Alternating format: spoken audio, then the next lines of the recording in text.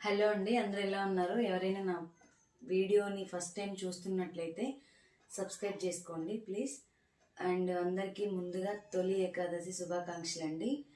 నాకు తెలిసిన ఒక చిన్న ఇన్ఫర్మేషన్ మీకు చెప్పాలనుకుంటున్నాను. అందరం టెంపుల్కి వెళ్తాం కదా, టెంపుల్కి వెళ్ళినప్పుడు ఏంటంటే ప్రసాదాలు పెడతారు కదా, అందరం ఉపవాసం ఉన్నామని చెప్పేసి ప్రసాదాలు తీసుకోరు.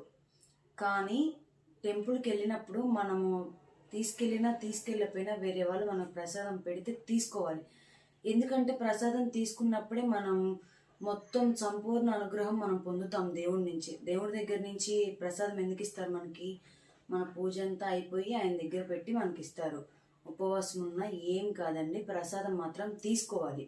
ఎందుకంటే తీసుకోకుండా వస్తారు కొంతమంది, మేము ఉపవాసం ఉన్నాము, ఇది రైసు, ఇదేమో పులిహోర, ఇది కేసరి అంటారు. ఏదైతే ఏమైంది, దేవుడి ప్రసాదం మీద కదా పెడుతుంది, ఇంట్లోదేం పెట్టట్లేదు కదా. కాబట్టి దేవుడి గుడిలో ఎప్పుడైనా మీరు వెళ్ళినప్పుడు ప్రసాదం పెడితే ఎవరైనా కానీ తీసుకోండి, అది తప్పే కాదు. ఉపవాసం ఉన్నా తీసుకోవచ్చు, ఉపవాసం లేకపోయినా తీసుకోవచ్చు. కొంతమంది వేరే వాళ్ళు అంటారు రైస్ తింటే ఇంకా ఉపవాసం పోయినట్టే కదా అని. ఏమవుతుంది? అసలు ఏం కాదు. ప్రసాదం తీసుకుంటే చాలా మంచిది. ఆ దేవుని ఆశీస్సులు మన మీద ఉంటాయి. ప్రసాదం తీసుకోకుండా వస్తేనే ఇంకా మనకి ఆ పుణ్యం రాదు. మనం వెళ్ళి ఊరక దేవుణ్ణి చూసి మన మనసులో కోరికలు కోరుకోవడానికి దేవుడి దగ్గరికి వెళ్ళడం కాదు. మనం ప్రసాదం తీసుకుంటేనే, పంచామృతం ఎందుకు కల్పిస్తారు?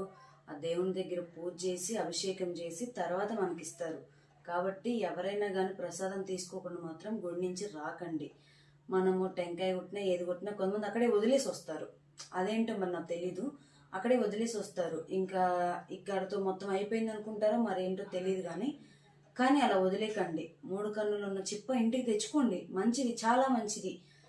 ఇది నేను మీతో షేర్ చేసుకోవాలనుకున్నాను. ఎవరికన్నా యూజ్ అయితే థ్యాంక్ యూ. యూజ్ అయితే మాత్రం వేరే వాళ్ళకి షేర్ చేయండి.